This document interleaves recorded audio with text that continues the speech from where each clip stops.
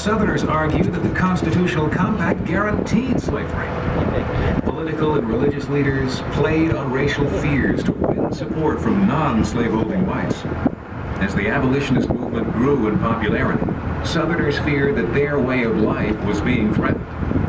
In November of 1860, the presidential election of Republican candidate Abraham Lincoln, without a single electoral vote from the South, signaled that secession was imminent in South Carolina. The Republican Party stood for non-expansion of slavery, not for its abolition. Southerners who advocated states' rights saw this as a serious threat to their standard of living.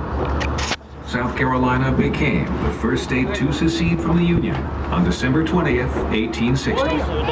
The secession convention's vote was unanimous. Soon, 5 more states followed. Mississippi, Florida, Alabama, Georgia, and Louisiana. At the time, there were 4 United States fortifications in the Charleston area: Fort Johnson, Fort Sumter, Castle Pinckney, and Fort Moultrie. Of the 4, only Fort Moultrie was garrisoned, with 85 officers and enlisted men, commanded by Major Robert Anderson. But the fort was in need of major repairs, and Anderson considered it indefensible. Under the cover of darkness, on the night of December 26, 1860, Major Anderson moved his garrison from Fort Moultrie to Fort Sumter. Fort Sumter was the safest and most defensible position he could hold against attack with his limited number of men and supplies. Charlestonians were outraged, and within a few days, South Carolina militia had seized all federal property in the area except Fort Sumter. Meeting in Montgomery, Alabama, February 1861, the 6 seceded states formed the Confederate States of America. Jefferson Davis was elected as president of the newly formed nation. Almost all federal property, including arsenals, forts, and navy yards within the seceded states, were seized by state authorities. Texas was the 7th state to secede and was admitted into the Confederacy in March 1861. Virginia, Arkansas, Tennessee, and North Carolina would secede after the Civil War began.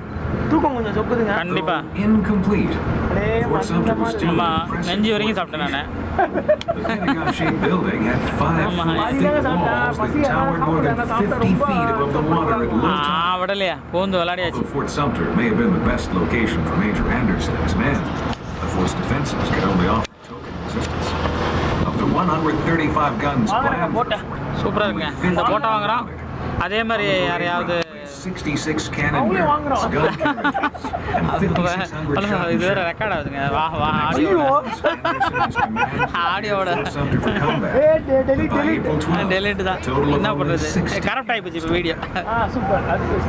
While the Federals strengthened their defenses, Confederate forces could be seen building batteries and mounting cannon along the harbor shoreline. 43 Southern cannon were trained on Fort Sumter, and more than 3,500 Confederate soldiers manned Charleston. By early April, the Federals were nearly out of food and would soon be starved into surrender if not resupplied. President Lincoln ordered the Navy to sail for Charleston in an attempt to resupply Major Anderson's provisions and additional troops. The Confederate government in Montgomery, Alabama, aware of the expedition, but they decided not to permit the resupplying of Fort Sumter. Confederate General P.G.T. Beauregard planned the fort's evacuation and to take Fort Sumter by force if Anderson refused. April 11, 1861, Anderson received the ultimatum from Beauregard. Major Anderson refused, stating that his garrison would be starved out by April 15th.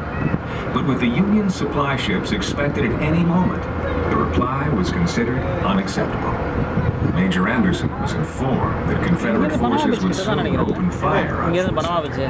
At 4:30 a.m. on April 12, 1861, the first Union supply ships at the Charleston Harbor's entrance, a mortar shell was fired from Fort Johnson.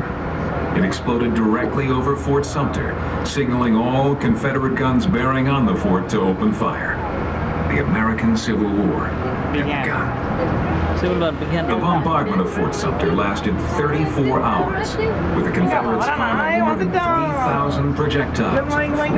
Anderson had just 85 soldiers who had to work the guns in shifts, meaning only 9 or 10 of his 60 guns could even return fire. And during the second day of the battle, artillery fire from Moultrie set his